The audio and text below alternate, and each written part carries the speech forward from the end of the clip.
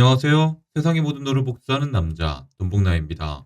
유럽 중앙은행이 이전의 인플레이션 방지 계획을 고수하면서 기준금리를 50bp 인상했는데요. 최근 금융시장이 혼란스러운 가운데 50bp 금리 인상이 어떤 파장을 불러올지에 대해 많은 이들이 걱정하고 있는 상황입니다. 지난 며칠 동안 미국의 세계 중앙은행이 파산한 이후 투자자들은 스위스의 대형 대출 기관인 크레딧 스위스를 비롯한 다른 은행에 대한 우려에 사로잡혀 있습니다. 은행 파산 이슈가 시작된 이후로 처음 통화 정책을 수립한 주요 중앙은행이라는 점에서 이번 ECB의 결정은 전 세계의 통화 정책에 큰 영향을 미칠 것으로 보입니다. 크리스틴 라가드 ECB 총재는 목요일 기자회견에서 정책 입안자들이 현재의 시장 긴장을 면밀하게 주시하고 있다며 유로 지역의 가격 안정과 금융 안정을 유지하기 위해 필요한 대응을 할 준비가 되어 있다고 덧붙였습니다. ECB가 50bp 금리 인상을 발표한 이후로 미국의 3월 기준금리 결정에 대한 베팅에도 변화가 생겼는데요.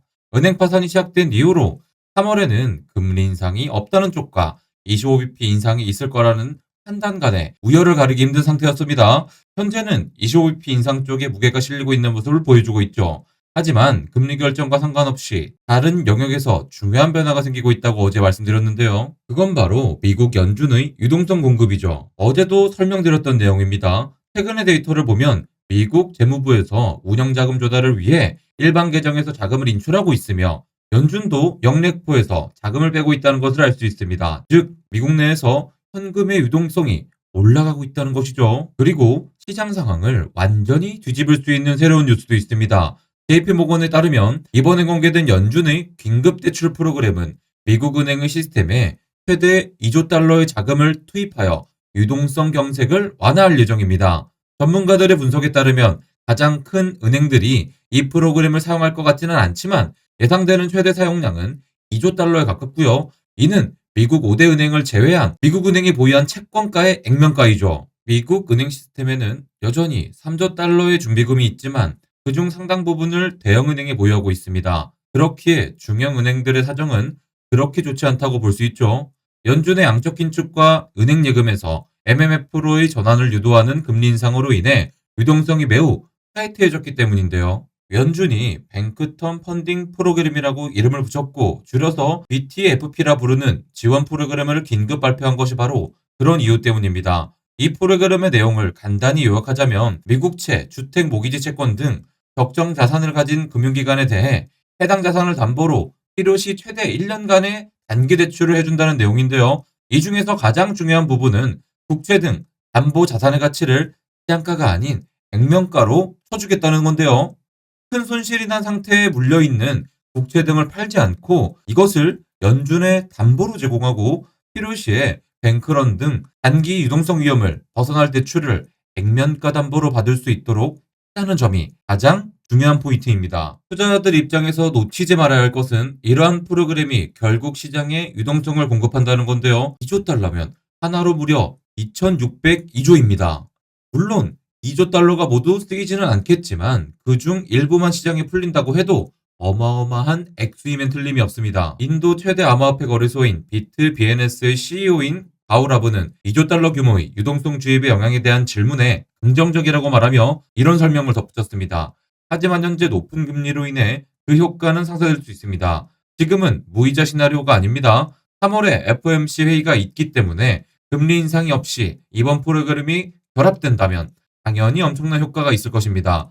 추가 금리 인상이 발생할 경우에는 극단적으로 긍정적인 영향을 미치진 않겠지만 그래도 여전히 긍정적이라고 생각합니다. 마지막으로 그는 연준의 유동성 공급이 비트코인을 50K까지 밀어붙일 것이며 비트코인의 반감기는 이제 1년을 앞둔 상태임을 강조했습니다. 명목 화폐는 현재 많은 도전을 직면하고 있습니다. 인플레이션, 경제위기, 정치적인 개입은 그중 일부에 불과하죠. 지난 10년만 봐도 미국 달러의 구매력은 크게 감소했습니다. 이와 대조적으로 비트코인은 2010년에 단 몇 센트밖에 되지 않았던 것이 최근 몇 년간 수만 달러로 치솟는 등 가치가 어마어마하게 상승했습니다. 역사적으로 주식, 채권, 금, 부동산과 같은 정통적인 자산은 안전한 자산으로 여겨져 왔는데요. 하지만 비트코인의 성능은 지난 10년 동안 이러한 자산을 크게 능가하면서 매력적인 대체 투자로 자리 잡았습니다.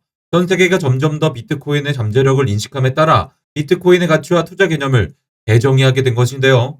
비트코인과 암호화폐가 금융의 새로운 시대를 열 것이라고 우리는 기대하고 있지만 사실상 변화는 이미 시작되었다고 보시는 것이 맞죠. 중앙은행과 정부는 부패와 타락으로부터 자유롭지 않았습니다. 그런 측면에서 비트코인의 탈중앙적 특성은 확실한 대안을 제시합니다.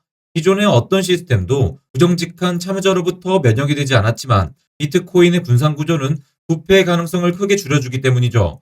비트코인 네트워크는 참가자가 규칙을 따르고 트랜잭션이 안전하게 유지되도록 하는 합의 및 암호화에 의존할 뿐입니다. 명목화폐는 역사적으로 전쟁 자금 조달에 중요한 역할을 해왔습니다. 정부는 종종 군사 분쟁의 자금을 지원하기 위해 돈을 무한으로 찍어내며 평화가치 하락과 인플레이션을 초래합니다. 이러한 돈의 평가절하는 구매력이 감소하는 시민을 희생시키면서 돈을 찍어내는 중앙은행만 풍요롭게 합니다. 자, 예를 들어 보겠습니다. 제1차 세계대전과 제2차 세계대전 동안 미국, 독일, 영국을 포함한 많은 국가들은 전쟁 자금을 조달하기 위해 막대한 돈을 찍어내는 가운데 끔찍한 인플레이션을 경험했습니다. 1920년대 초에 바이마르 공화국이나 2000년대 후반의 짐바브웨와 같은 더 극단적인 경우에는 확인되지 않은 화폐 인쇄로 인해 하이퍼 인플레이션이 발생하여 시민들을 극도의 빈곤으로 몰아넣기도 했습니다. 그렇게 비트코인의 분산된 특성과 제한된 공급량은 이러한 인플레이션의 소용돌이에 대한 합리적인 대안을 제시합니다. 일단 모든 비트코인이 채굴되고 나면 비트코인은 디플레이션 통화가 되는데요. 임의로 더 많은 단위를 찍어낼 수 있는 중앙당국의 변덕에 종속되지 않는 것이 바로 비트코인입니다.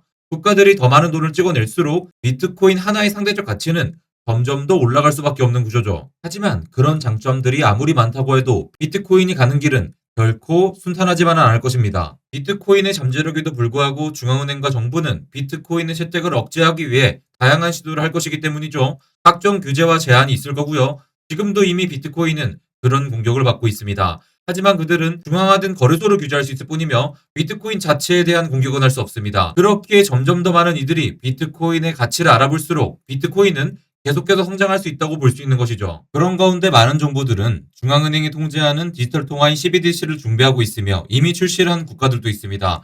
하지만 CBDC는 결코 전통금융의 문제를 해결하는 대안이 될 수 없습니다.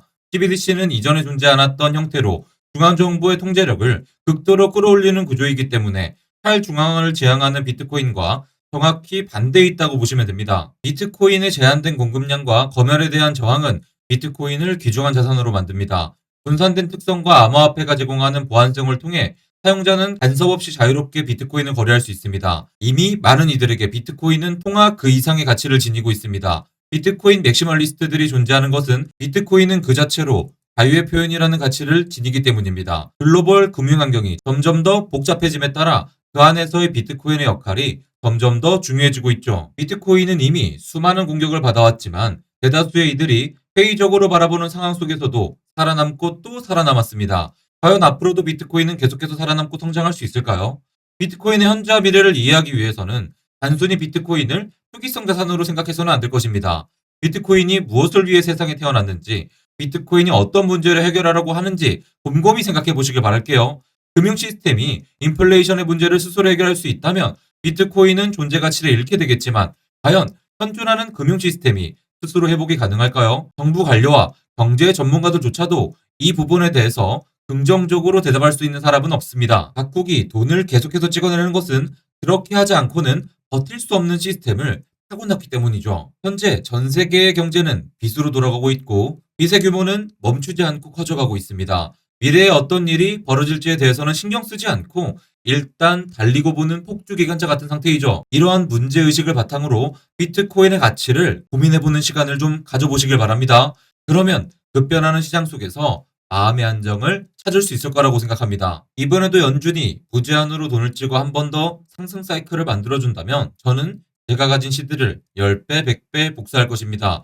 우리 패밀리 분들도 같이 따라오셔서 돈 복사하시길 바랍니다. 그럼 우리 다음 시간에 만나요. 안녕.